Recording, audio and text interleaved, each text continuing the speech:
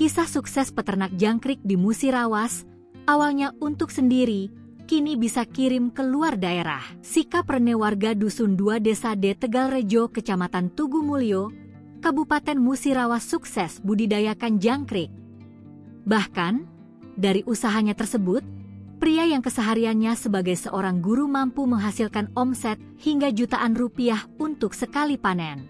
Kepada sripoku.com, sikap Rene mengatakan, usaha tersebut ditekuni berawal dari coba-coba dan untuk kebutuhan sendiri.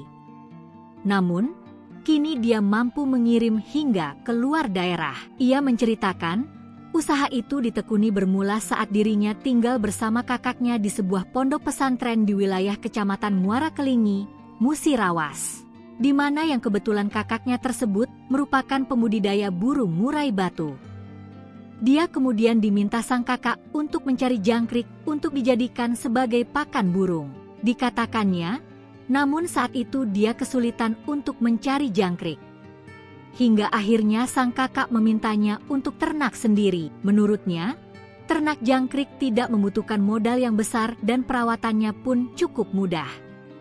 Asalkan makanannya tercukupi, maka jangkrik akan tumbuh sendiri. Untuk makanannya lanjut sikap, yakni por ayam yang digiling halus sebagai makanan utama. Kemudian untuk makanan tambahannya berbagai sayuran atau tumbuhan yang mengandung banyak air. Kemudian untuk harga sambung sikap, jangkrik dewasa harganya mencapai Rp50 per kilogramnya. Tak hanya menjual jangkrik, dia juga menjual telur jangkrik dengan harganya Rp200.000 per kilogramnya.